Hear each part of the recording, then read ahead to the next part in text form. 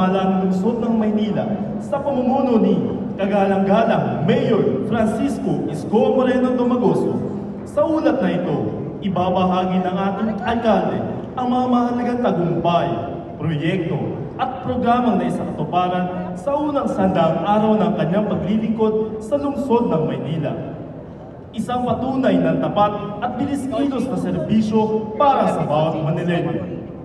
Mga Manileño, muli kagalang-galang Mayor Francisco Isko Moreno Domagoso.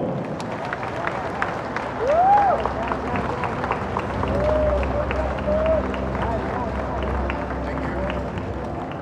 Maupo po kayo sa ating ginagalang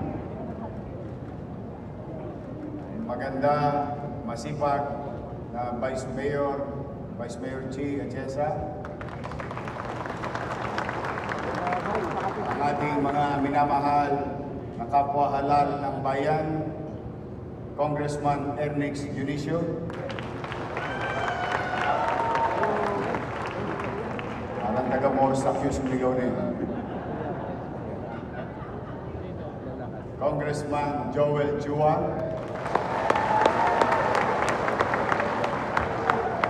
Congressman Giselle Maceda. Congressman Erwin Cheng.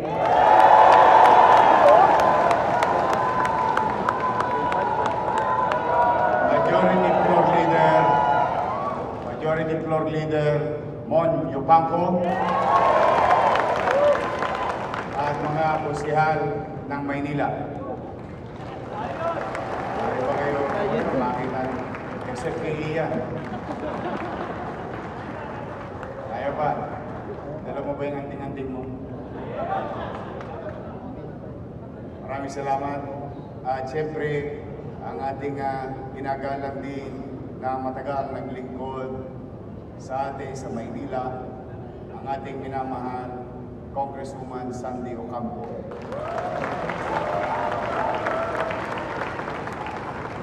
At matagal din naglingkod sa atin sa lungsod ng Maynila, Congressman Amado Bagachi.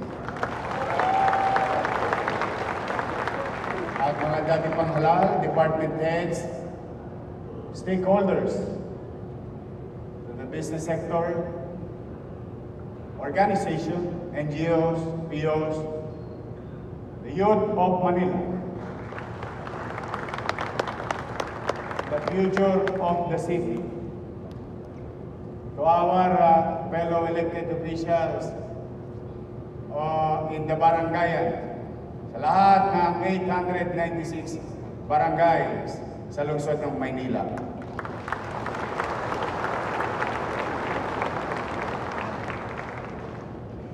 Sa aking partner, hindi sa City Hall, sa bahay, may asim pa. Dining, my wife,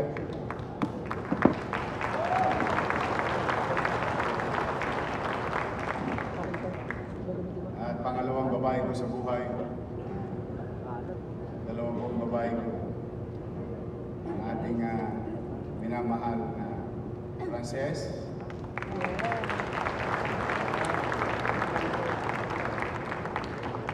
She's been helping around without me.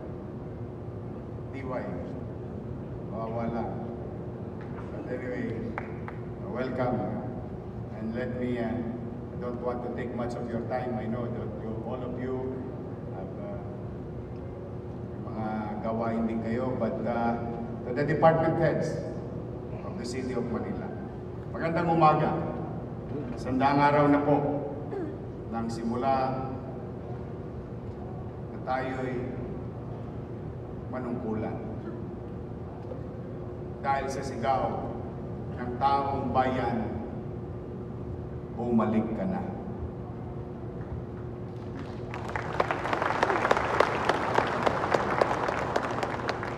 Pero parang pag kinukwenta-kwenta ko, parang taon na yung 100 araw na yun. Masakit sa katawan.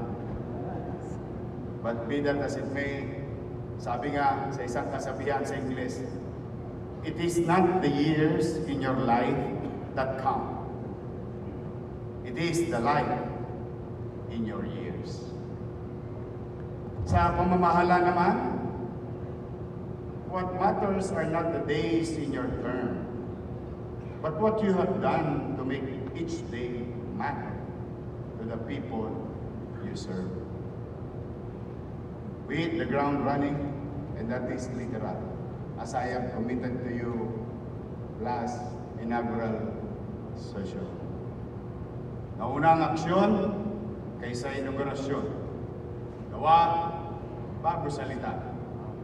100 days ago, we were left not only with the mountains of death, but also with the mountains of garbage.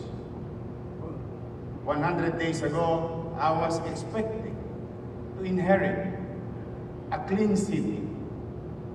But what I got instead was a dirty one.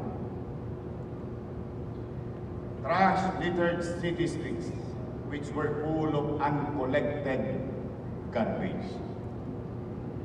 The stain of bad governance also left its mark on city finances, which weigh down by billions of unpaid commercial obligation. Kaya mas minabuti ko munang eskubahin ang Maynila, alisin ang mga libag, kinuskos ang kadugyutan ng ating lungsod na kinaharap. Hindi po yan one-day gimmick, pero whole year program. Wash, rinse, repeat. Wash, rinse, until it becomes a habit. Eh bakit ba tayo porsigido dyan? Kasi sa paglilinis ay hindi lang daily activity of the city government, but a daily lesson to teach the people by example, na maging zero tolerant tayo sa dumi at walang kaayusan. Sa loob ng 2 linggo, bago po natin naibalik agad ang normal na garbage collection sa City of Manila.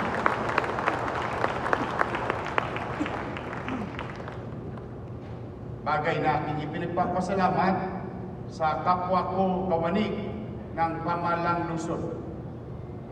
Palakpakan natin ang mga taga-TPS.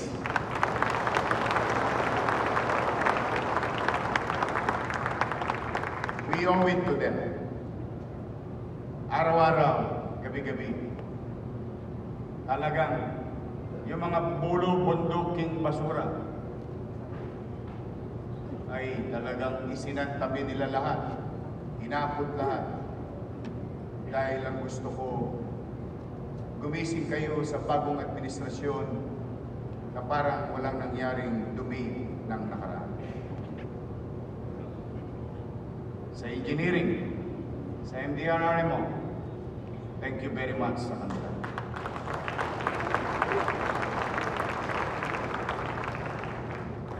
Ano ang mensahe hatid nito sa Manileño at sa buong mundo? May gobyerno na sa lungsod ng Maynila.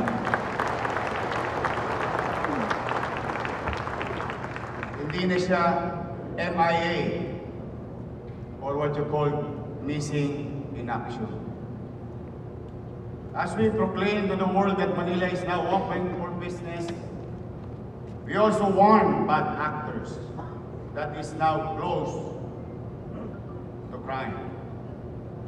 Hindi tayo unlad kung walang pakundangan ng paglabag ng mga batas, lalo na sa ginagawang tanghaling tapat sa gitna ng karamihan. Kaya yung mga akyat truck ng Arten, pumanatag kayo. Araw-araw, pinapakain po natin sila. Binigyan pa natin ng gwardiya. Lahat ngayon ng mga nakalawit natin sa Arten, nasa OYU na po. We will not stop until they stop. They may succeed from time to time, but the law will catch up, and we will put things in right order. The danger of petty crimes becoming common at naging image ng gobyerno that is so inefficient and it cannot even resolve street crimes caught on camera. There are no big crimes or small crimes. There is only crime. Kung hindi masugpo, ano na lang ay kakantsaw sa atin ng mga gustong mamuhunan sa ating lungsod. O mga tulongges, hindi natin masugpo, paano na kaya ang mga tunay na tulisan? Maliban sa kalinisan, kaayusan at pagsugpo ng krimen ay ating tinutukan. Kaya naman, tumaas ng 9.2% ang crime solution efficiency ng Manila Police District.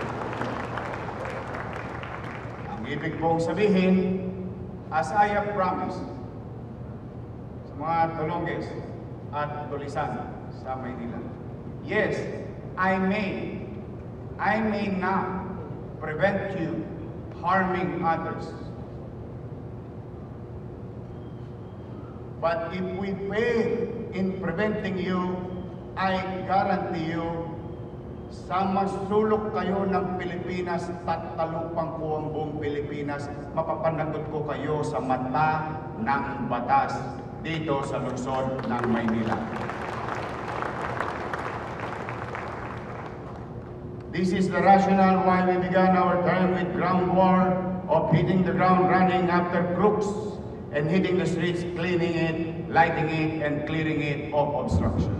Alinsunod na rin sa mga ipinangako ko, matapos natin inilapat ang ating kamay sa Biblia, that I will build a smart government. And by smart government, a street smart government. Na ang pagbabago hindi kailangan nasa PowerPoint lang, pero kita sa ebidensya ng kalsada. Streets rid of garbage, streets free of crime, streets lighted at night, streets where commerce and traffic can do and coexist. Bakit ito ang focus natin? Simple lamang po. To show proof of concept that Manila is now under new management.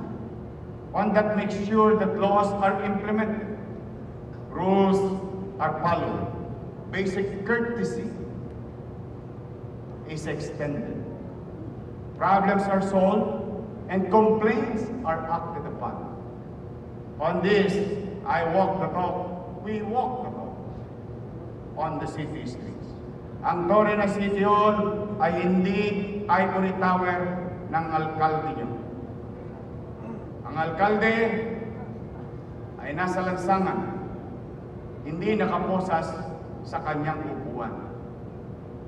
Mahigit 500 ang ating outside engagement mula Hunyo at 30 ng mananghali hanggang Oktubre 7 ng taong ito. Hindi kasama ang mga impromptu o madaliang inspeksyon sa kalye, sa estero at bangketa. Mayorship is also an outdoor sport.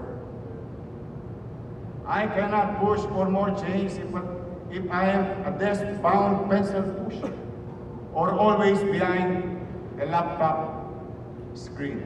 To inspire the people, we must lead by example, not simply to exhort or encourage from the rear, but be there out on the front.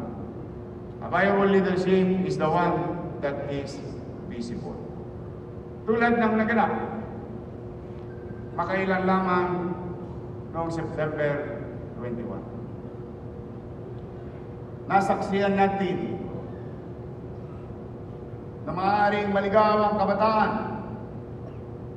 ng ating lungsod, ng ating bayan sa pagmamanipula ng mga political interest ng ilan lamang.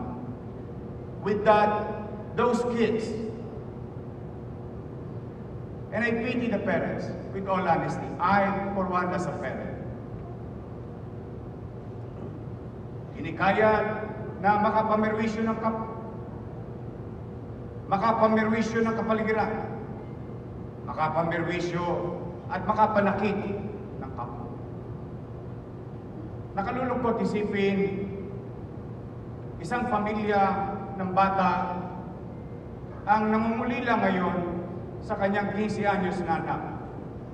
At the same manner, isang matanda naman, natakot niya na mapangalagaan lamang ang kanyang hanap buhay, na gawa niyang ilagay ang batas sa kanyang kamay, na ngayon ay pamilya ay lumuluha din sa kalungkutan, dala ng pagkakakulong ng kanilang buhay. Nakakalungkot. There is too many noise.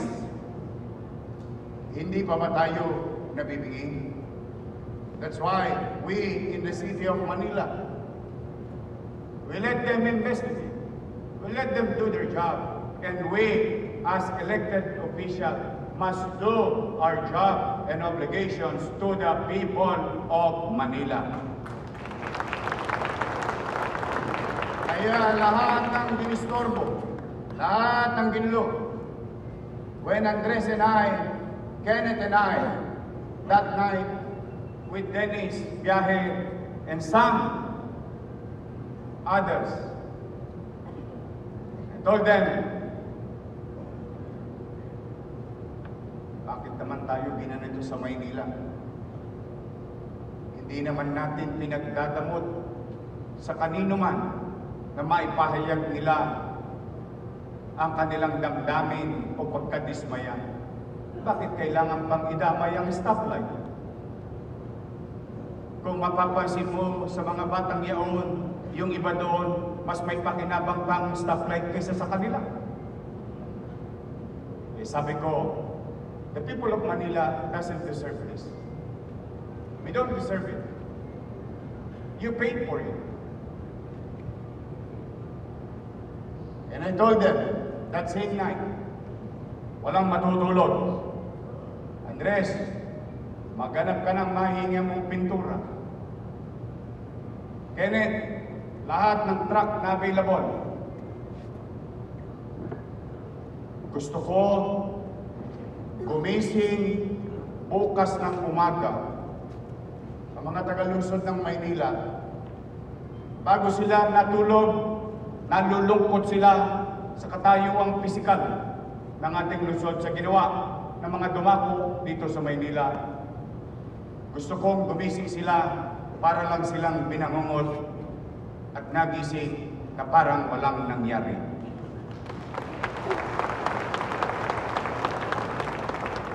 Yes, we did it. Salamat sa kanila. Alas 10 ng gabi, naglinis. Natapos ang alas 12. Alas 2 na madaling araw, dumating naman ang engineering. Nagpintura, natapos ng alas 7 ng umaga. Kung inyong susumahin, para lang kaming hindi natulog ng gabi. Ngunit hindi nabanggit, maaaring hindi napansin.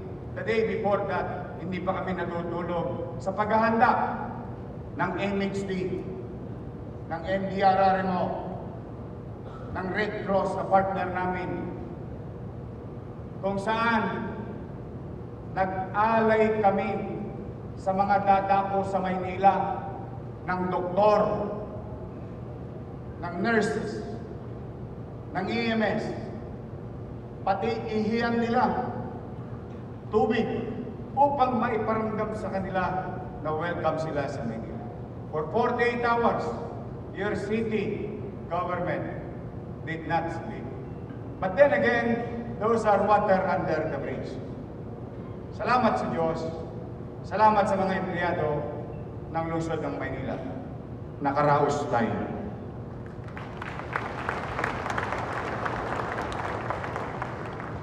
Ngunit hindi lang pag-aari ng bayan ang nasira. Hindi lang mga pulis ang nagalusan, nasaktan.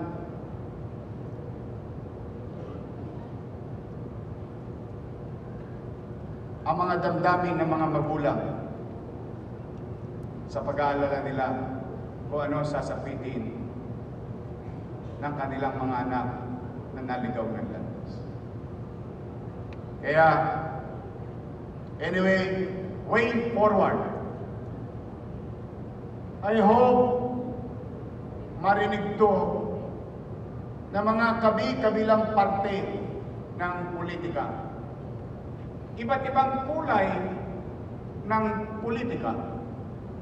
Welcome po kayo sa Maynila. Hindi namin ipinagdadamot ang aming minamahal na lungsod at pamayanan. Punta kayo dito, you can practice freedom of speech, but you don't have freedom to destroy. And I hope next time around, let's discipline ourselves. Kung gusto nyo ng pagbabago, kayo mismo bilang tao, tayo mismo magbago, magdisiplina, mag-usang disiplina. Walang karapatan ng sinuman, kahit sa batas at sa mata ng Diyos, na binigyan ng karapatang mamerwisyo, manakit ng pisikal ng kapwa niya.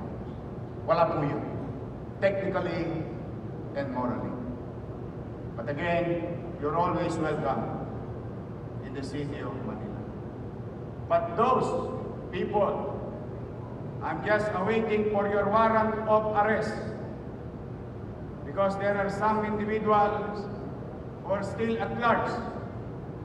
The moment na lumabas yung warrant of arrest, sumuko ka na.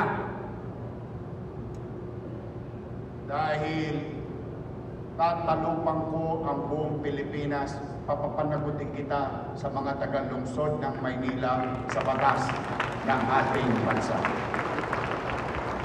Not today, not in our city. In Manila, we mean what we say, and we say what we mean. Here, those are the commitment. Those who committed crimes are pursued by police, not by press release. Sa lahat ng mga ito, pinapakita natin our consistency to our commitment.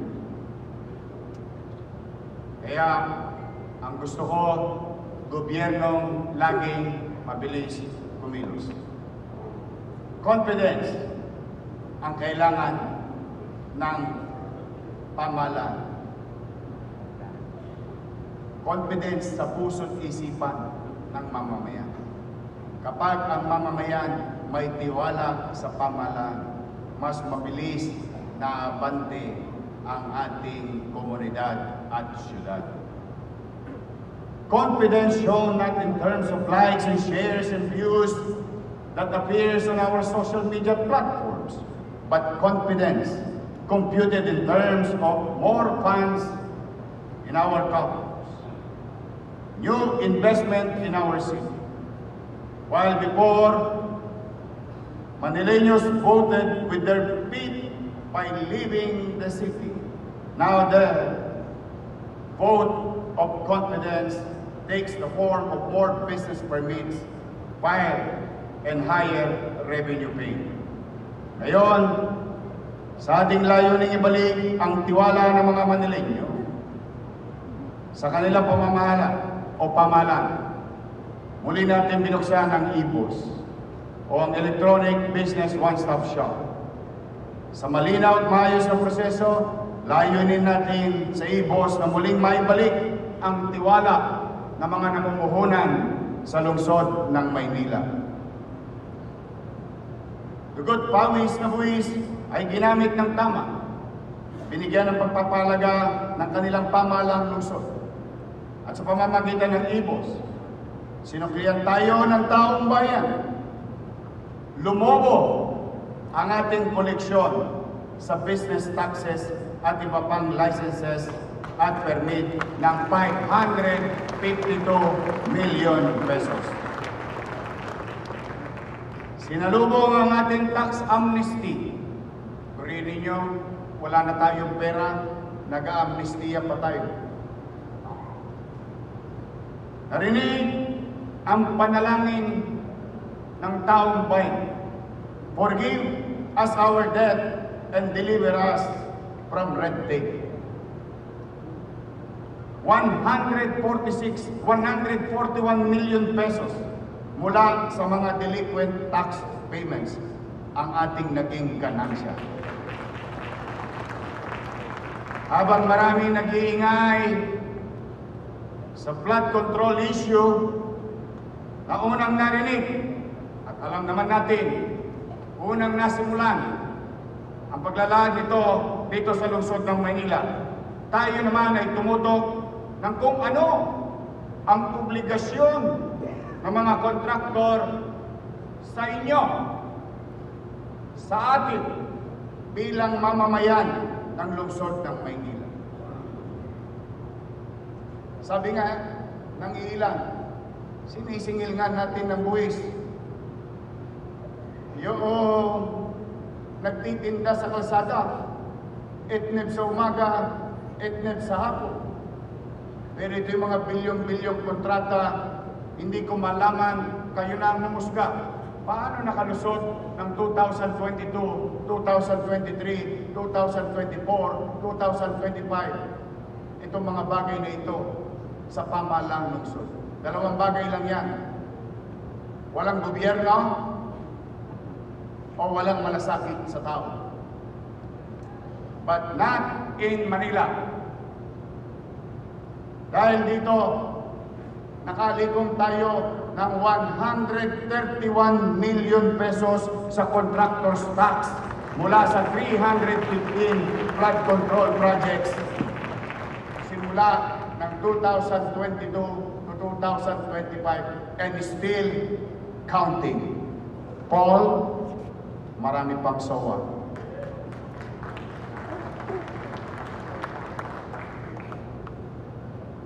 Umalsa rin ang ating general fund collection. Halos 2.2 billion pesos kasama na ang NTA or National Tax Allotment. Pinalitan natin ng red tape, ng red carpet. We slashed the numbers of documents required, sped up the process, shorten the timeline or timetable.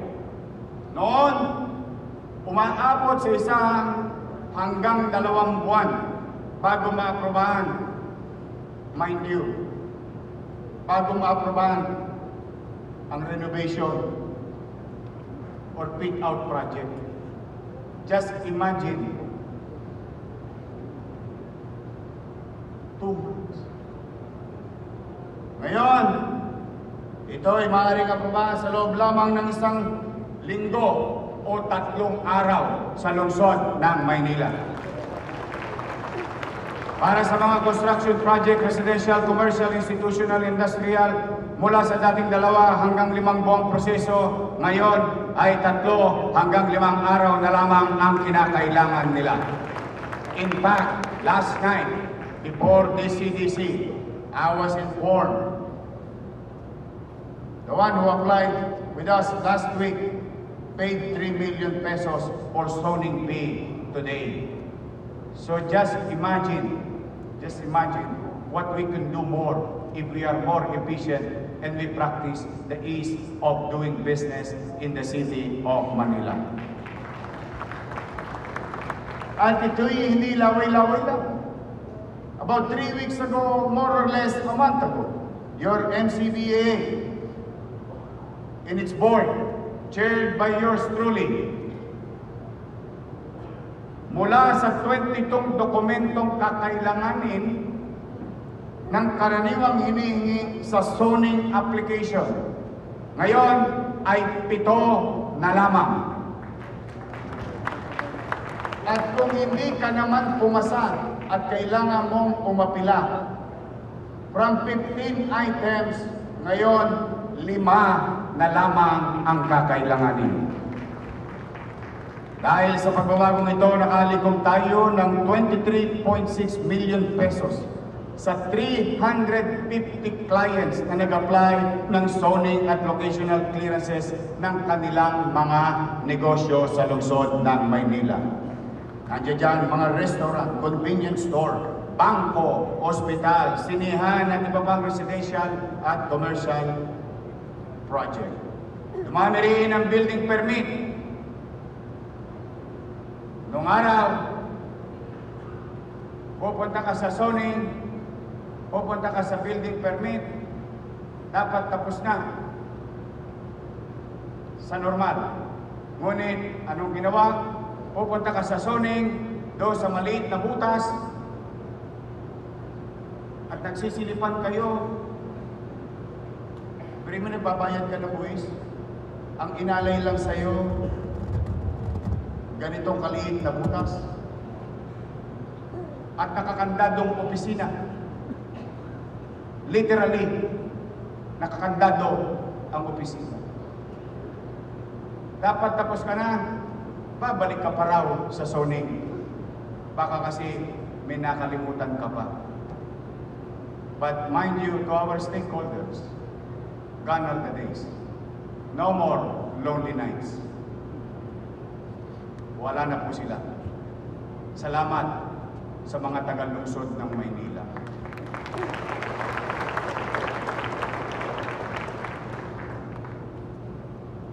Mula Hulyo hanggang Setyembre ng taong ito, 2,069 permits ang na-issue ng Office of the Building Official. Patunay na bumalik na muli ang tiwala at sigla ng infrastruktura sa pribadong sektor sa lungsod ng Maynila.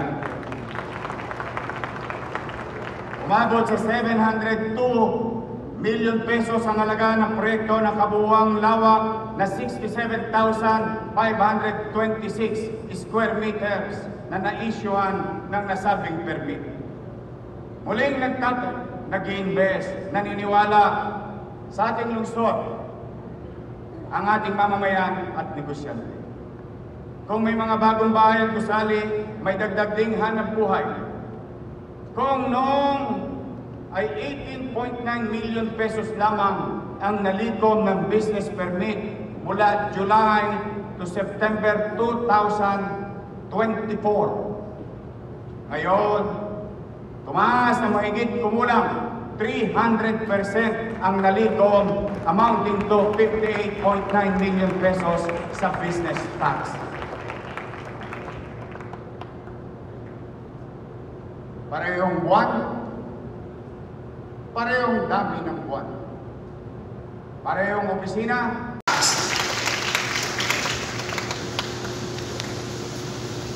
parehong buwan, parehong dami ng buwan. Parehong opisina, ang pinagkaiba, taon at pamunuan. Thanks to our people in business permit.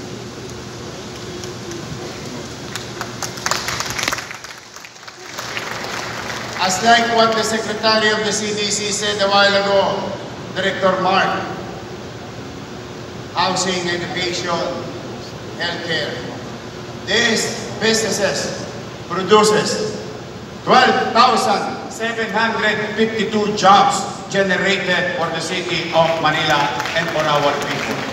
7.1 billion pesos ang total investment na pumasok sa ating lungsod sa loob lamang ng nasabing panahon. Pati ang hawkers fee, saan ka nakakita? Nagbawas na ako, naglinis na ako, nag-clearing na ako.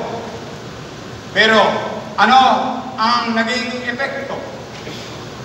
Mula sa 7 million and 9 pesos, 90,000 pesos, noong July 1, September of 2024, umakyat sa 10 million pesos in the same period but different year and leadership.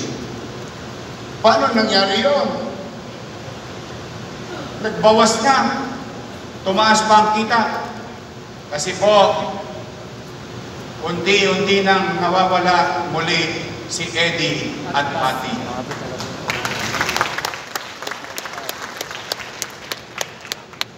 Sa Manila Traffic Parking Bureau, noong Hulyo hanggang Setyembre 2024, 30 million pesos lamang ang kabuuang kita ng MTPP. Noong tayo'y pumasok, July and September, different year, different leadership. Umakyat ng 37 million pesos ang kinita ng nasabing tanggapan.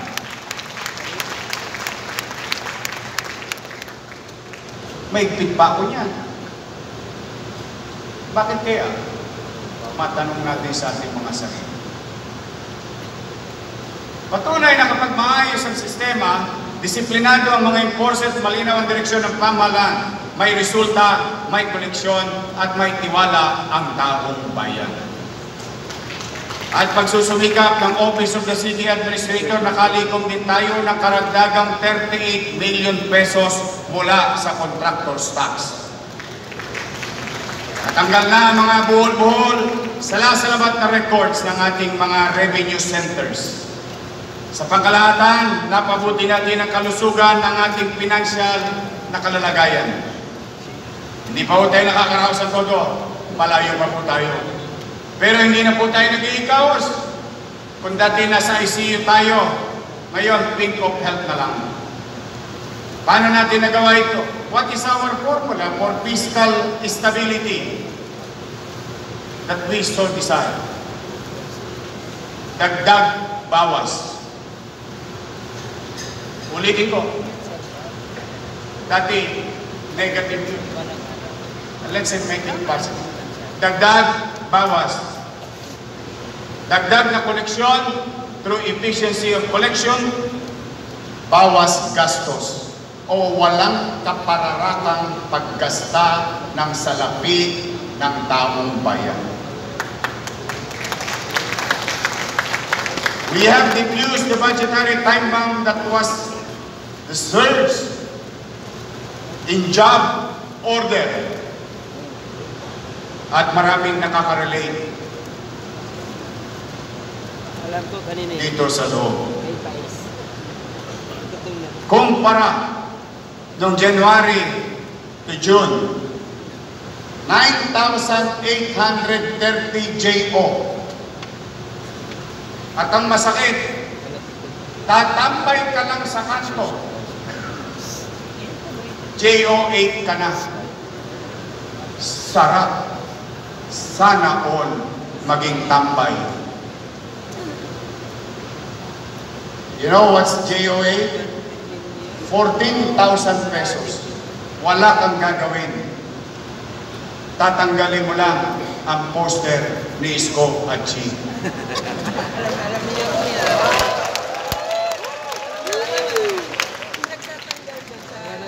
Sarap naman. Pero ngayong July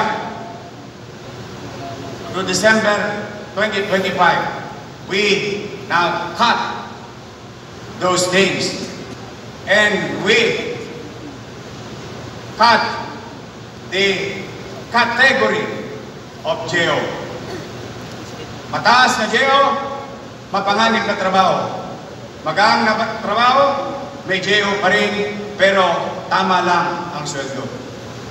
So that we will erase and eradicate demoralization. Saan ka pa naman nakakita? Yung tagadala ng bag ni Direktor, JO8, yung lumulusong sa kanal, JO1. Pagpalitin ko kaya sila, And that is great injustice to our fellow workers in the city of Manila. We should practice meritocracy based on merit and performance and danger of jobs. 7,023 na lamang po ang GEO at 72% na gastusin ang ibinagsak nito. Now, let me show you. Today, we are going to have meat buster. As you can see in the screen, numbers don't lie. Sa aking mga minamahal na barangay chairman na nandito.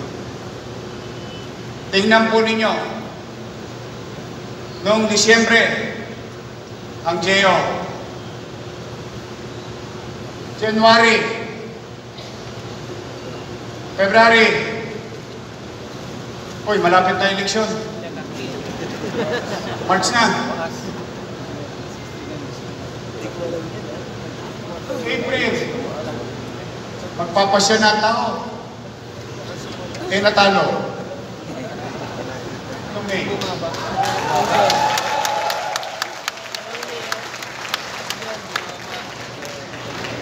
The thing speaks for itself. Sa mata ng mga abogado, mga naririto. Res ipsa lectitur.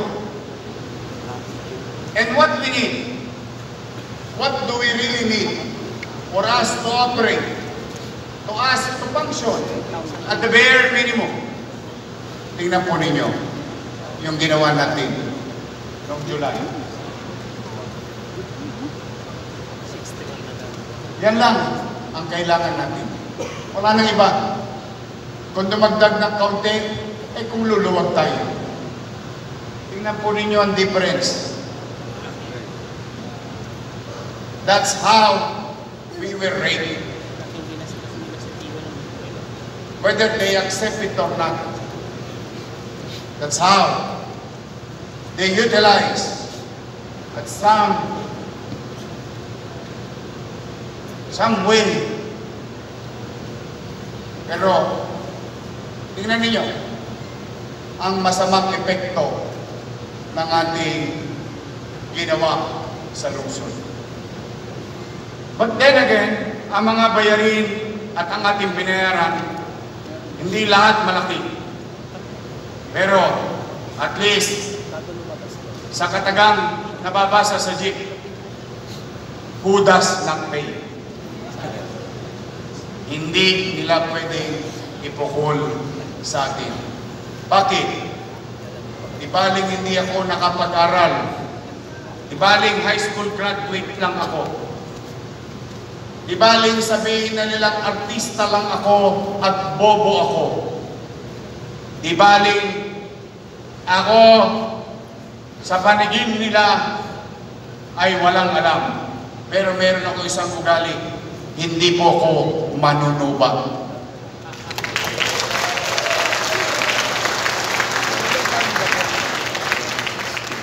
Mas masakit na tawagin kang estapadora or estapador.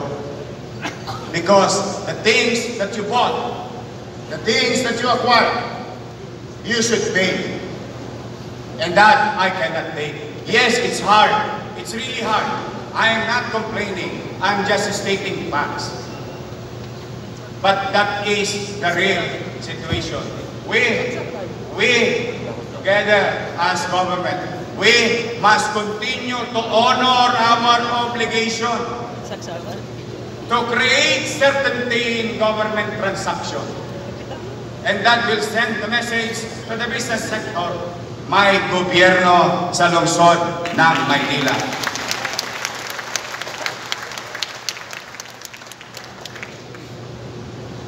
Kahit na nagkagaganyan tayo, nairaos natin, District 1, District 2. See you tomorrow, District 3, District 4. See you the day after tomorrow, District 5, District 6. Hirap tayo, pero tuloy ang pensyon ng mga senior citizen natin. Sa aking mga minamahal na PWD, mga solo parent, steady muna kayo sa Gedli. Kaya magkalala, malay nyo, hindi ko nga maisip na makasisingil ako sa contractor's tax, and because of that, we have shared 58 million of that money to Pamantasan Lungsod ng Maynila. 25 million pesos of that money shared to our teachers at the very least. Ang dami nating utang, kaliwat kanan, ng ginawa nila. Pero, as I have said, manatag kayo, kikilalanin ko ang lahat ng yun. Ipapiyait-piyait lang natin. Makakatawid din tayo. Makararaos din tayo. Naibalik na ang birthday cake.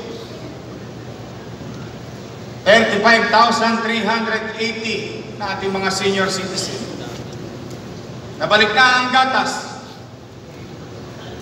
Kung may gatas sa matanda, sa mga nanay na nanonood, nakikinig, o nandito, may sorpresa kami para sa mga anak nyo sa mga darating na linggo.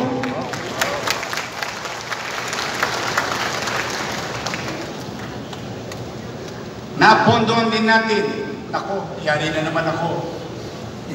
Nabigay na natin yung allowance ng PLM sa estudyante, may utang pa. Malamang, sabihin ng UDM, paano naman kami, Yorme? Steady lang kayo sa Gedli. Basta nakaluwag-luwag ako, Arya ng Arya, hanggang mayroon pang sinulit na nakaikit. Yari ako ng yari ang saranggola. Someday sama, aangat din tayo ng todo-todo.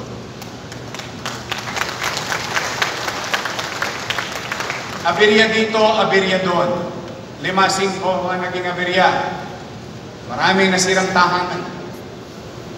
Naipundar na gamit. Ngunit, bagaman ang inyong lisod ay walang kapera-pera, hindi natin kinaligtan. In fact, tinaasan pa natin ang ating financial assistance sa mga nasunugan. From 10,000, ginawa natin 15,000 pesos per family. That is amounting to 62 million pesos. So far, sana wag nang madagdagan sa ating lungsod ng Maynila. But then again, dati-dati pag nasunugan ka, maghihintay ka ng 1 linggo, 2 linggo, 3 linggo, niha-niho, hindi ka pa mabati ng pamahalaan. Pero ngayon, salamat sa ating mga kawani, sa City Accounting, sa Budget Office, sa City Treasurer, sunog kaninang umaga, payout ngayong gabi. Mabilis na rin sila umilos. I owe it to you. And thank you for listening on the principle behind it when I told you, hindi natin kagad mapapatayuan ng bahay ang mga nasunugan. Ngunit gusto ko may paramdam sa kanila na may gobyernong pinagmamalasakit sila. Kaya muli, maraming salamat, City Budget, City Treasurer, City Accounting, at MDRRMO. Alam niyo po, at most likely, marami nakakaalam sa inyo, tayo ay iniwanan ng 10.24 billion pesos na commercial obligation. Ano po ang ibig sabihin ng commercial obligation?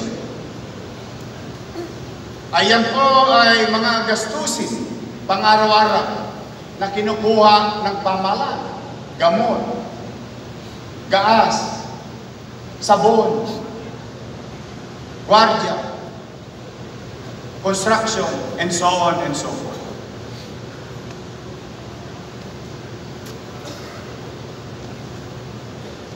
At ito ang Myth Buster. May nagsasabi noon, at alam ko sa mga barangay chairman, narinig nyo rin ito. Si Yorme, kaya kami hindi nakapag-gobyerno, kaya kami hindi nakapaglingkod. Si Yorme, maraming iniwang utang. Tama, mali? Sinabi nila yun. At ipinaliwanag ko naman kung bakit at saan napunta. Pero hindi yun yung punto. Ang gusto ko maging punto, sinabi nila yun. At ipinaliwanag ko naman kung bakit at saan napunta. Pero hindi yun yung punto. Ang gusto ko maging punto at maging aral at leksyon sa atin bilang mamamayan. Huwag tayong magpapabudol. Kasi usong-uso ang budulan. Na-JO lang kayo, nalito pa kayo.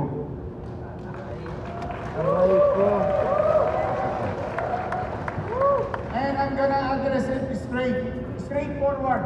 Walang pagkukubli. Totoong nangutang ako sa kasagsagan ng pandemya. Ngunit ang ating inutang ay may takdang kabayaran. Ibig sabihin, kahit 10 at 100 beses kung sabihin ito, pag ang tengang kawali ang kausap mo, talagang magpipingi-pingihan. Ulitin ko. Umutang tayo dahil may mandanas ruling akong natagpuan. At ang inutang natin, tinutugon ng mandanas ruling. Kaya, kung ang sasabihin ay kaya tayo walang gamot sa health center, tambak ang basura, walang allowance, walang binigay sa eskwelahan, and so on and so forth dahil sa utang, hindi po totoo yun. Bakit? Tingnan nyo po ang screen ninyo. Wala pa tayong pera pero ang nabayaran ko na utang or commercial obligation na iniwan nila ay umabot na sa 3.1 billion pesos. Grabe. Ayun, ang gusto kong tanong. From 10. Bakit na? Ulitin ko, may 15 billion akong inutang na siya naman pinakikinabang ng tao. Paliliwanag ko kalaunan. Ngunit may iniwang commercial obligation na 10 billion. Yan ang epekto ng JO at cash advances. Tanong, Yorme, kala ko ba wala na tayong pera? E paano mo ba nabayaran yung obligasyong iniwan sa iyo ng nakaraang administrasyon? Ayan po, hindi po pwede i-complete. 3.1 billion na. Wala pa tayong pera niyan.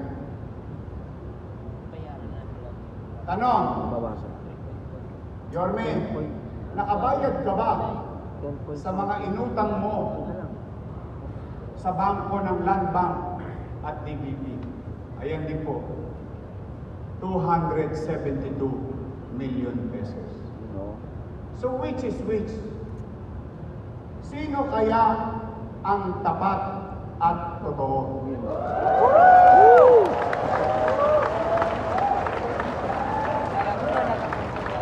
Ay, sakit to. Ang sabi nga,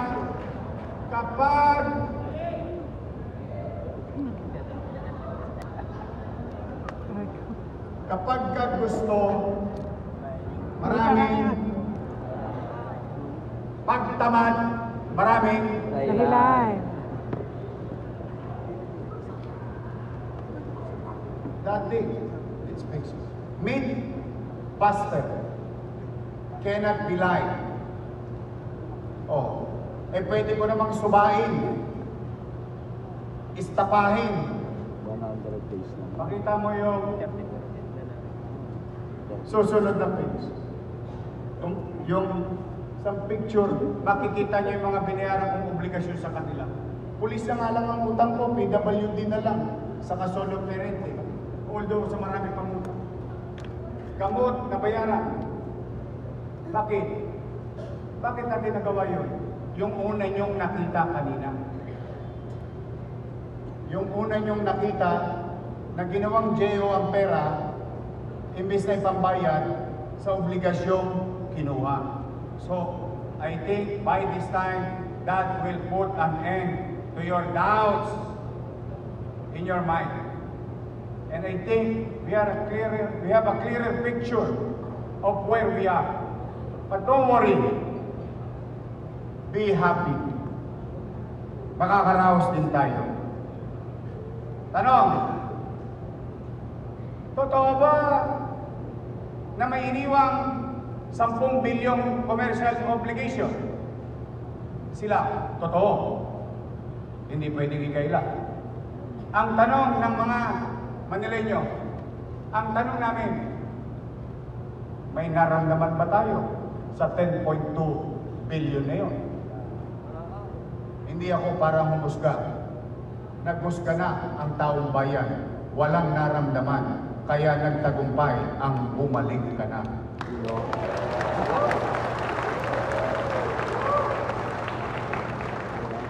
Tanungin naman natin, Yorme, baka naman yan ay kapritsyo mo lang. Yang ginastos mo na 15 billion sa pandemya. Tingnan niyo po. Condominium 1, Condominium 2, Binondominium 1, Pasay Community, San Lazaro Residence, San Sebastian Residence, Pedro Hill Residence, Magsaysay High School. Anak mo, 3 taon na hindi pa tapos.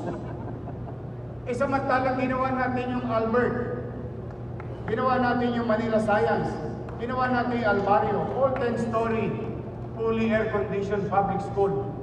Sa loob lamang ng 3 taon, kasagsagan ng pandemya, sabay-sabay na ginawa. Tanong, napagpakinabangan ba ito ng taong bayan? Nagagamit ba ito ng taong bayan? Cath Lab, Ospital ng Maynila. Baseco Hospital, 3 taong nakatenga. Cath Lab, 3 taon by the hundreds of millions. Bakit? As I have said so many times to people of Manila, to you, to each and every one of you, mahirap, middle class, mayaman. Ano sabi ko? Hindi ako mangingimig na gastusan kita ng milyong-milyong piso kahit isa ka lang, mabuhay ka lang at maduktungan ko lang ang buhay mo at makasama ang pamilya.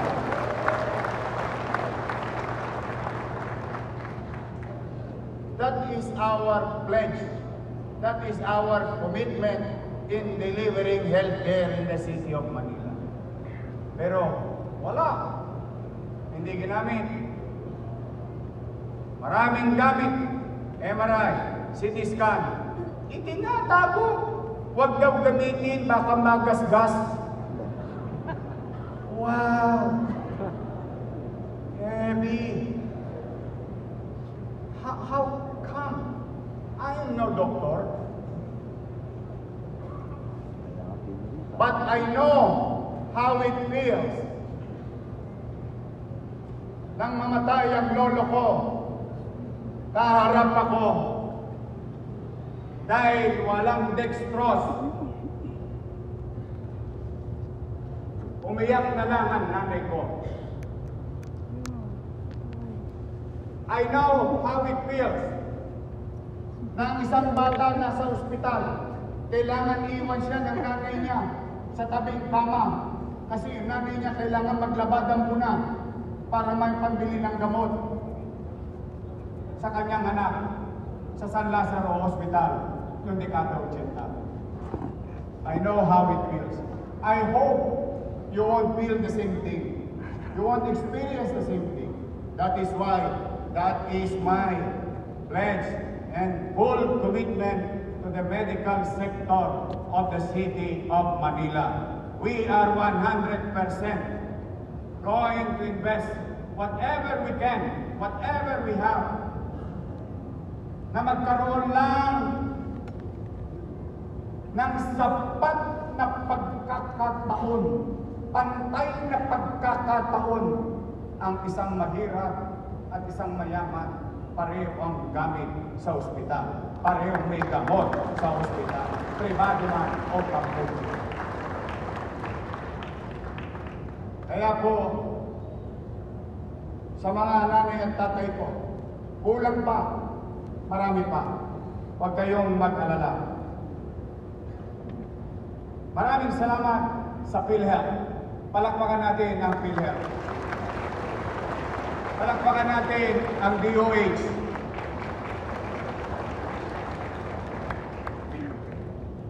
Unti-unti na natin makakamit para sa mga taga-Baseco. We are on track on qualifying to level 1 accreditation of Baseco or President Corazon Aquino Hospital for the people of Baseco. Sa lahat ng maraming minahal, Material baka barado na ang puso nyo. Angioplasty. Kung kayo Angiogram. ay ma-angiogram, and this goes to the rich, to the middle class, especially the poor. Huwag na kayo magpa-angiogram sa pribadong ospital. May angiogram na ang lungsod ng Maynila. In the coming days, once we qualify with the particular numbers, we are going to conduct angioplasty. So if you are going to do angiogram at 35,000, 58,000 at 80,000 pesos sa Maynila, libre, walang bayad. And if mangyari talagang barado ang puso mo, huwag kang mag-alala. Nagtabi na ang ating Manila Health Director, Grace Padilla, ng 25 million pesos pambili ng barbula nyo. Yan. Parbola talaga. So if you're going to spend, or what you call spend, in a proper manner, spend 300,000, 500,000, or 1 million pesos para sa angioplasty ninyo, huwag na kayong tumosgas sa Maynila. Libre ang angioplasty.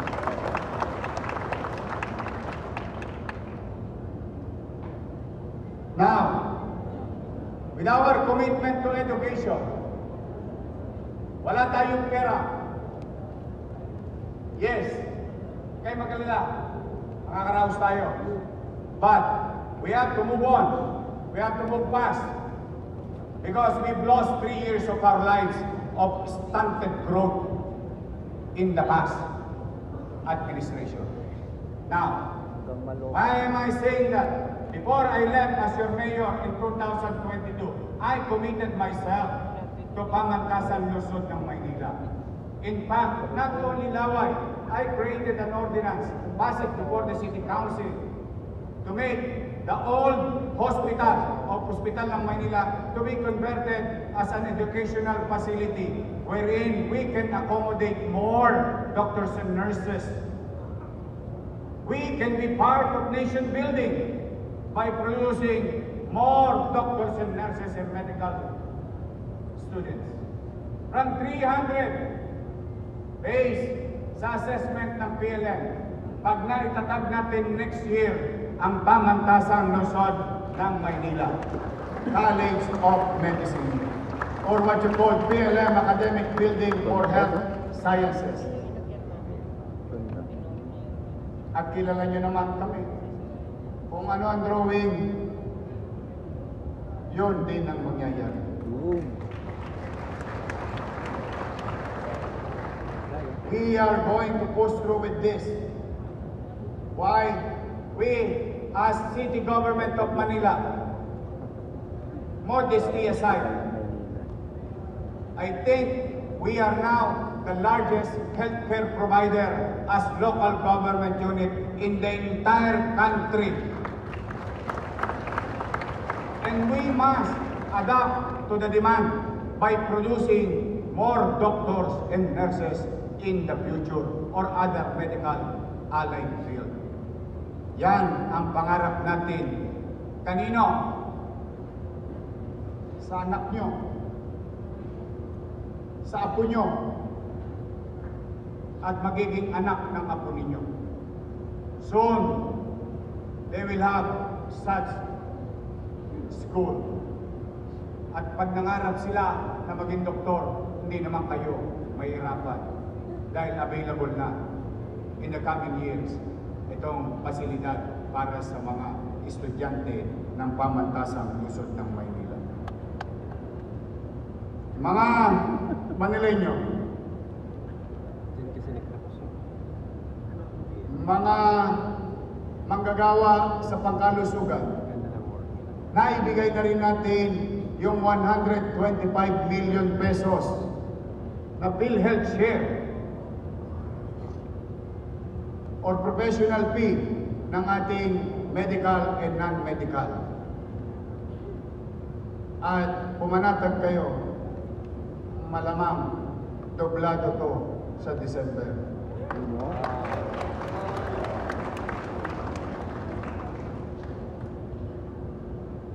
Mga kababayan, hindi lamang sa mga nabubuhay natin pinapakita ang Maynila ay may respeto sa kapwa, pati na rin sa mga pumanaw. Sa ating mga taga-Manila Boys Town na mga nakatatanda doon sa luwalhati ng Maynila. Noong araw, pag namatay ang matanda, binabalot na lang sa tela. But now, through the leadership of Director J. De La Puente, sila ay nabibigyan ng desenteng burol at libing. Sa mga infrastruktura at kalinisan, hindi nagpapauli ang ating city engineering at city electrician. Sa ilalim ng Task Force Against Road Obstruction, 11 barangay hall ang giniba natin. Hindi dahil galit ako sa kanila, kundi dahil inirereklamo sila at lantara namang mali. Ngunit ito ay ipinatutupad natin hanggat maaari sa pangkalahatan. Hanggat wala nagrereklamo, tinitiis ko na lamang. Ibig sabihin, I'm trying to apply the live and let live principle. As long as hindi ka nakakapamerwisyo, wala naman nagrereklamo, titiisin na muna natin. Ngunit kailangan niyong unawain. Ako'y may obligasyon sa pangkalahatan, hindi sa pang-iilan lamang. With that, mga kababayan, nakita niyo naman, ilang taong nang madilim ang Skyway. Ilang aksidente na ang naitala sa MDRR mo. Pero malugod ko pong ipaalam sa inyo, kung di pa kayo nakapamasyal sa lahat ng bahagi ng Skyway na nasa loob ng Maynila, nalatagan na ng 1,162 LED tunnel lights sa 4.1 kilometer sa highway sa Skyway Stage 3 sa lungsod ng Maynila. Na tinapos lamang less than 45 days. Salamat, Engineer Randy Sadak at 10 ng iyong mga empleyado. Salamat, Ramon Ang.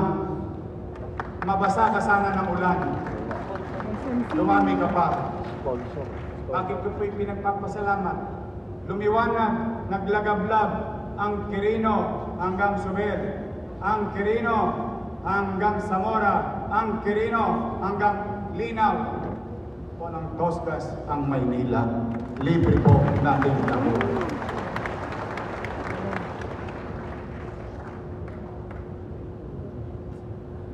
On behalf of the people of Manila, I am now going to address this to all barangay chairman and chairwoman, SK, Kagawad, Secretary, Treasurer, XO, Tano, SK Kagawad, lahat ng barangay official. Maraming salamat sa pagtugon ninyo na linisin natin ang mga kanal ng lungsod ng Maynila. Nahuli na naman si Shooter. Thank you very much. Tapos na nagyuko. But we must continue. We had a good start. So we must have a good finish. Huwag kayo mag-alala. Araw-araw pa rin kami maglilinis kahit Sabado ko lang kayo nire-request. And I hope you continue, mga barangay official.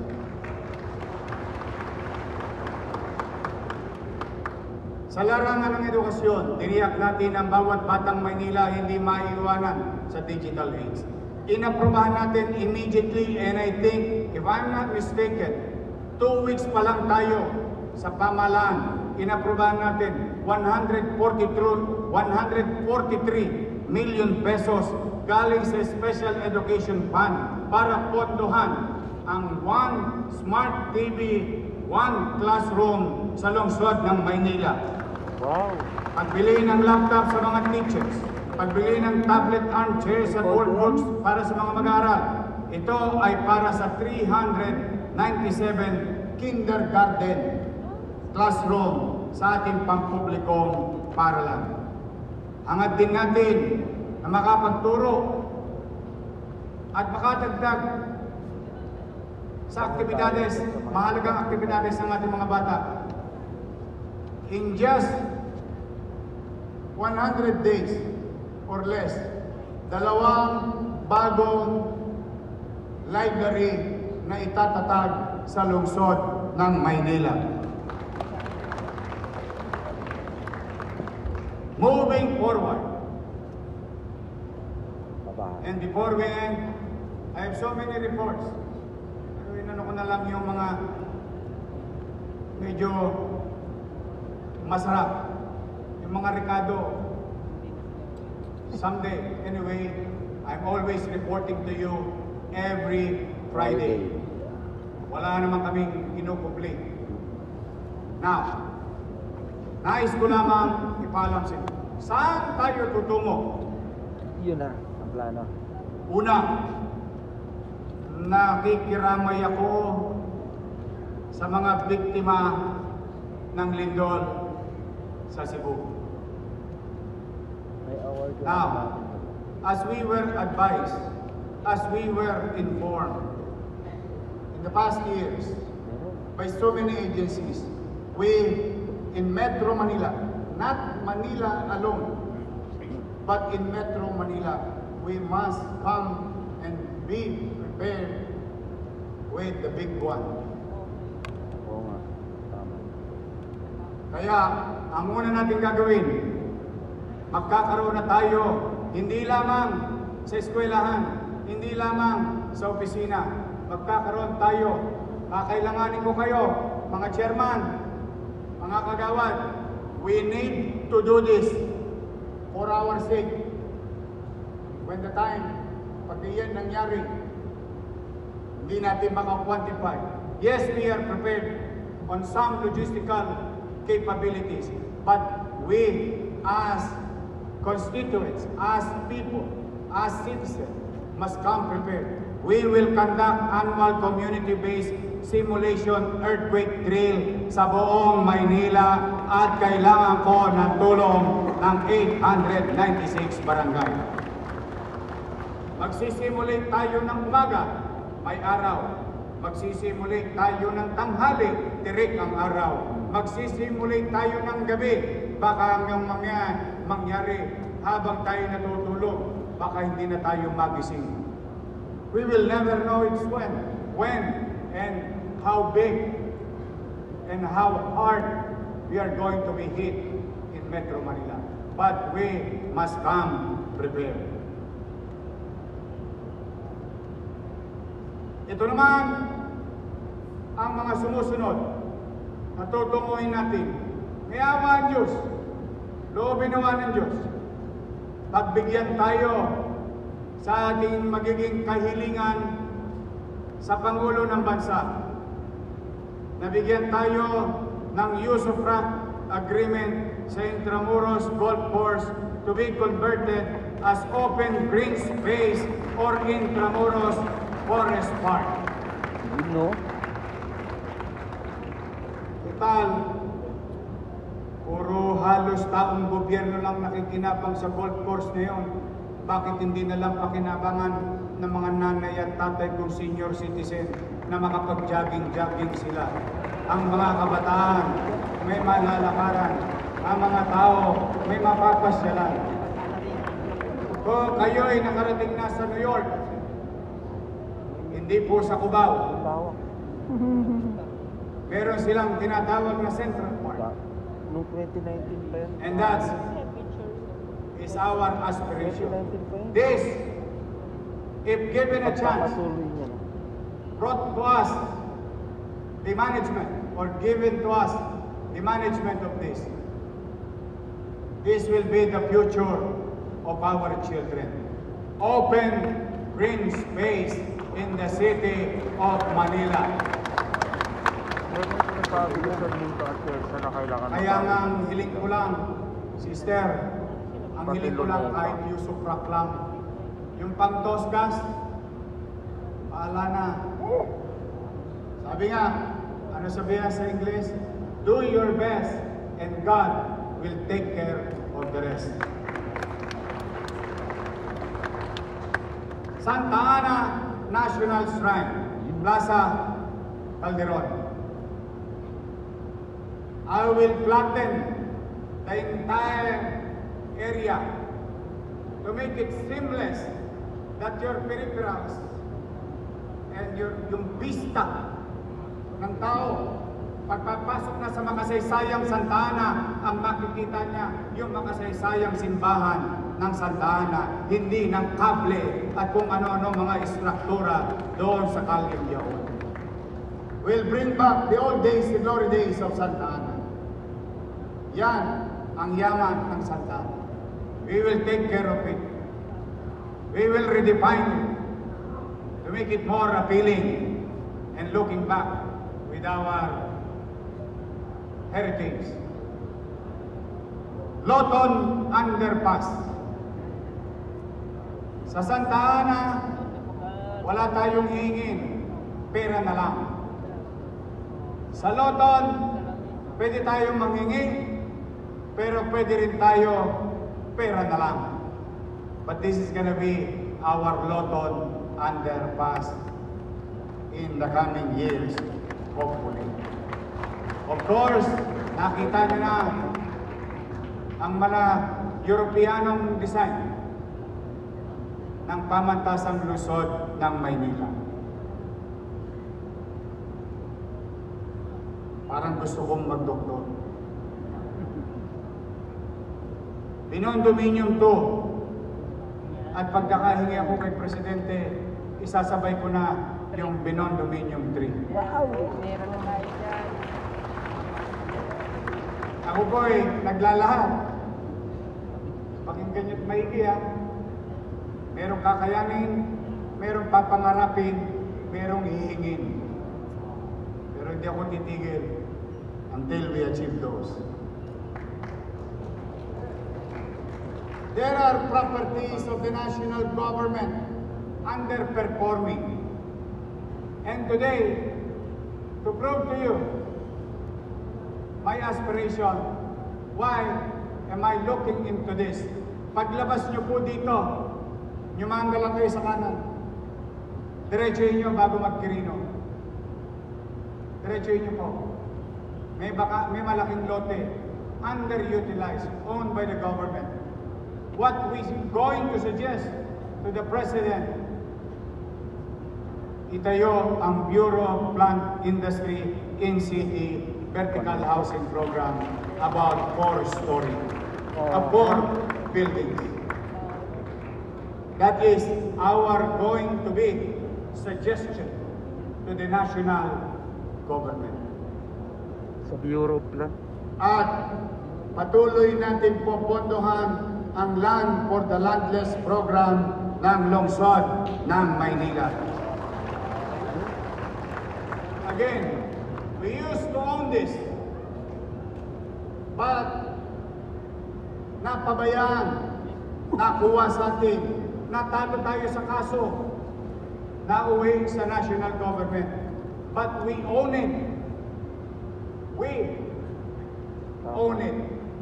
But just for the sake of being in unison to our national government, we are going to ask, hopefully, to have usufruct of our great jewel of the city of Manila, the operation and management of Metropolitan Theater of the city of Manila. Sayang, Lou Biloso at iba pang mga artista sa teatro. Sayang, yung mga mag-aaral natin. Sayang, yung malikhain natin mamamayan. Ito man lamang, sana, kung hindi maibalik sa atin ang pag-aari, sana tayo na ang operation and management. And I think, kayang-kayang patakbuhin yan ng ating direktor na si Cristal Bagaching ng DTCAM.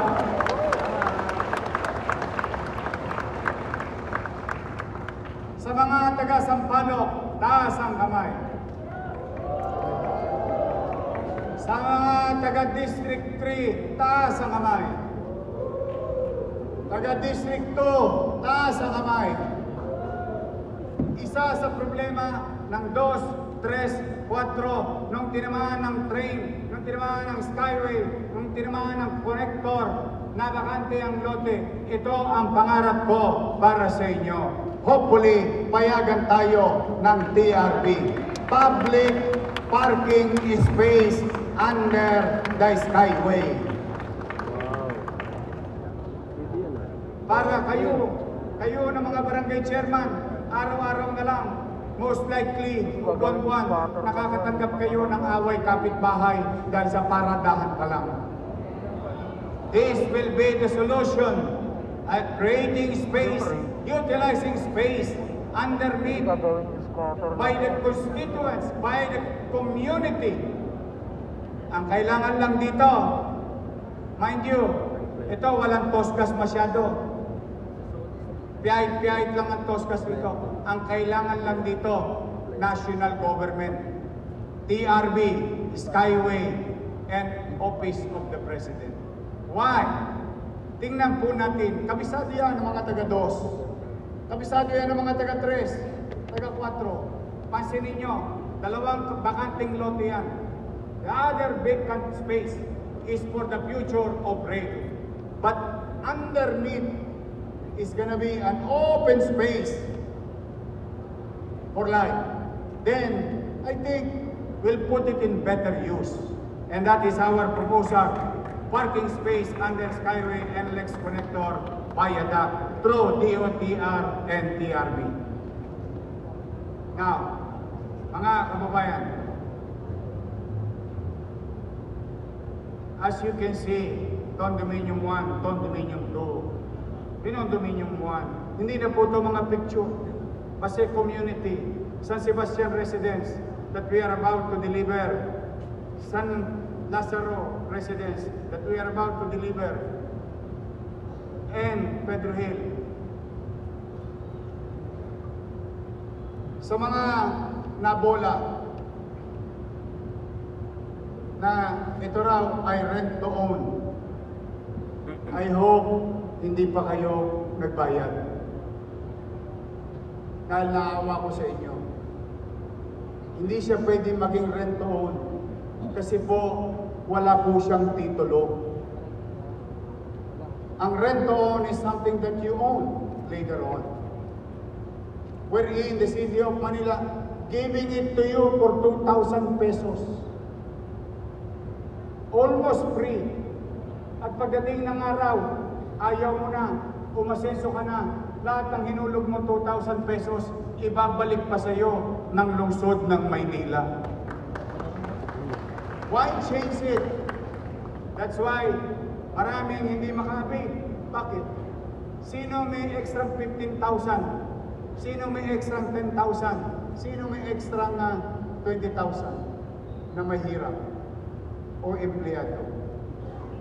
But rest assured, in the coming days, we'll bring back the old and I think most effective and most convenient at mas kaya ng utaw yung sistemang nagawa na natin under the NCT Vertical Housing Program. Mga tagalungsod ng Maynila, mga barangay official, stakeholders, maraming salamat sa oras na pinagkaloob niyo sa akin ngayong araw na ito. Maraming salamat. I think first time kayo nakakita ng CDC sa ating mga stakeholders. This is the way. This is the way, and it should be the only way to conduct a City Development Council meeting. You must participate. You are included. Hindi kailangan magkubli sa taong bayan sa paglalahad ng tatahakin ng ating lungsod. Maaaring ng iba'y hindi mauunawa, maaaring iba'y nakauunawa, pero ang malaga, ang katapatang pagbubuklak ng plano, ng gastusin, ng tinahak at tatahakin. Yan ang halaga kung bakit kayo ay inimbitahan namin upang maging bahagi ng isang importanteng gawain ng lokal na pamahalaan at ng kanyang mamamayan, isang beses, isang taon. Kaya buong kababaang loob, with all humility, I am grateful to you today. Thank you for your time.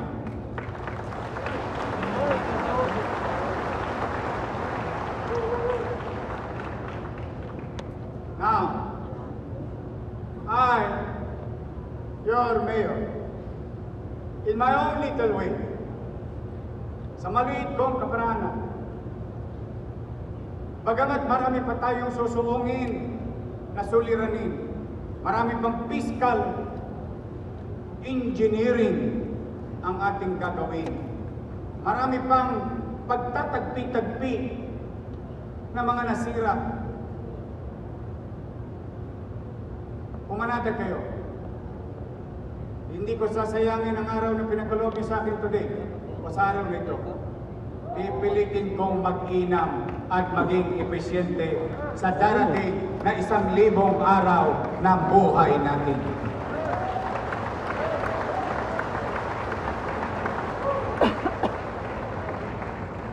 At may awa ang Diyos. Notahan nyo na. Huwag na kayo makinig sa chismis. Kung lolobin ng taong bayan, mananatili ako ng 10 taon sa lungsod ng Maynila.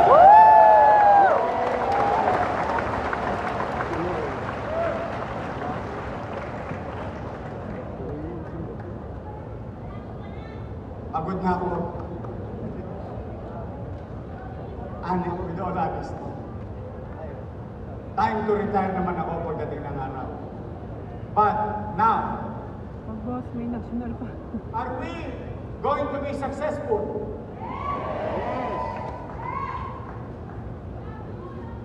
I love you too. Loobin naman ng Diyos na magtagumpay tayo. Is it gonna be easy? No. With the fiscal situation, the scientists or the economists that I have consulted, we are going to recover by 3 to 4 years. So be it. What matters most today is that there will be direction. May pupuntahan na tayo.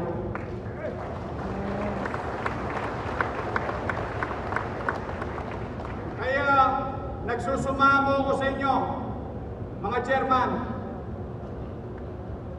mga barangay official. Basta ako, sa FNR, paniwalaan nyo hindi, pinatawad ko na ang ilan sa inyo.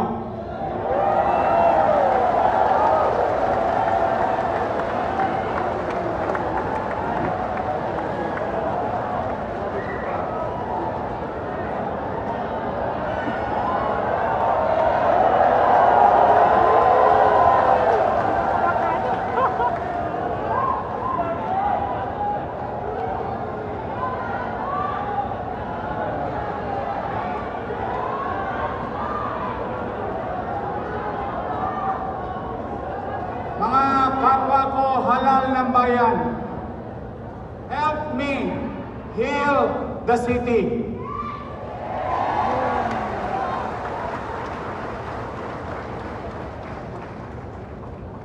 There is a long journey to success. Mahirap matagpuan ang tagumpay. Ang dami kong bakukan. Alaala ng aking pagkakadapa bago ko natuntungan ang lamesang ito. The road to victory is not easy, but it is not impossible. We may fail from time to time, and I may, and some of us may. But we will not fail. Moving forward. We will continue to move forward, way forward. And I'm proud and I'm happy to be with our Congressman Joel Chua.